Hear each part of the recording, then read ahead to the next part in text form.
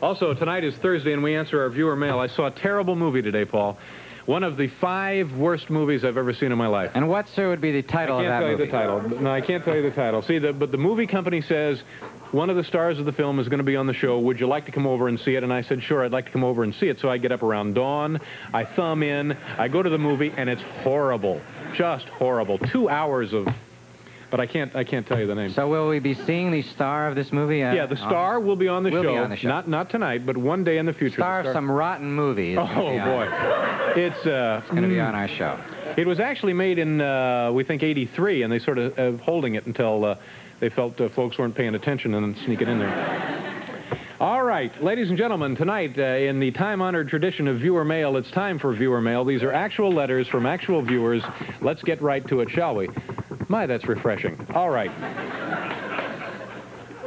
Letter number 1 begins, Dear Dave, you must really be hard up for reruns. I think this came to us from that guy up in the audience. I thought that the repeat program, which you aired on Thursday night, was unusually bad.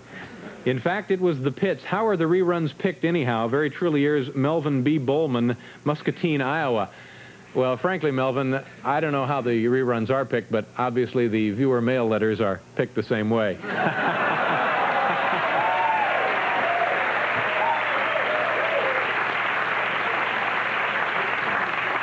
That's not fair. That's if a man takes the trouble to write in and then we make fun of him. That's not the way to do a show. Dear Dave, letter number 2 begins. Oh, this is a good question. From time to time, we really get nice questions on the show.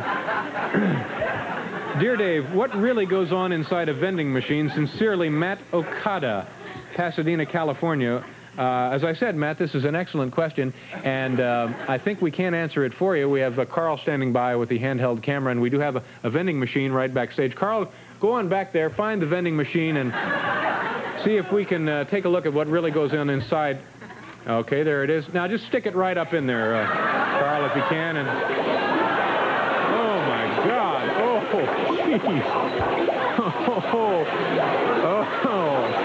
Oh, okay. All right, that's enough. Thanks, Carl.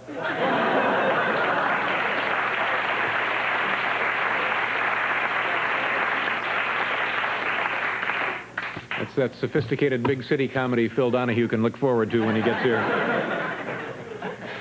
Do you know what that was, Paul? Do you have any idea what that was? It's the inside of a cow's stomach.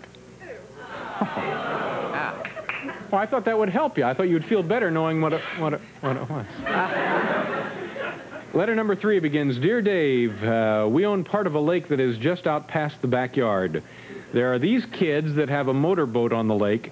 They turn up the water, and that ruins it when I try to fish because of the waves. When we try to talk to them, they tell us to shut up, and they zoom around the lake. Dave, please help me. This is driving me crazy. Sincerely, Ken Daly, Spencerville, Indiana. Well, Ken, since this question is of a technical nature, I'm going to have to turn you over to our own Jimmy Fitzgerald in Technician's Corner. Jimmy? Ken, as a fellow fisherman, I have several suggestions. If you have some extra fishing line, why not invite those rascals over to join you in dropping bait? They might get to like it. Or take that line and string some morning buoys around your fishing area. If those ideas don't work, why not tie your fishing line between 2 trees and stretch it across the pond at throat level? A 200-pound test monofilament is nearly invisible and strong enough to reel in those speeding scalawags.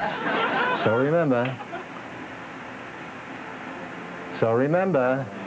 when the wire connects, they'll have hats on their necks. Thank you.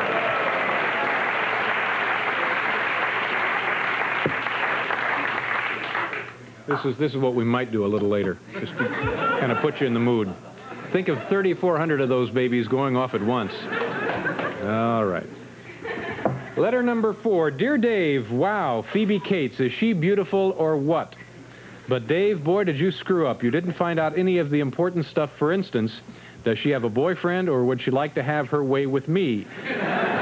Dave, from now on, please find out this important information. Sincerely, Michael Austin of Lufkin, Texas. Now, this really upsets me. I go out of my way to do this man a favor. He's not even paying attention. I don't know. Did he doze off during the show? Was he out of the room? Well, I'm going to show it one more time, Michael. And this time, for heaven's sakes, please pay attention. Okay, Phoebe, now I want to find out some important stuff. 1, do you have a boyfriend? And 2, would you enjoy going out with guys like Michael Austin of Lufkin, Texas? So long as they don't touch me. All right.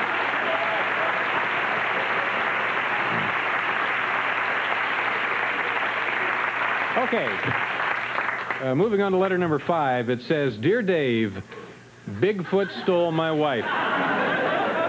Sincerely, Scott K. Wolford, Fort Worth, Texas. Bigfoot stole my wife. Paul?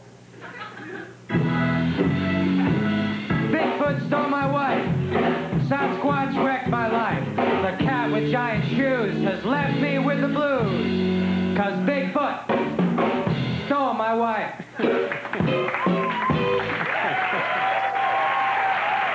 Very nice.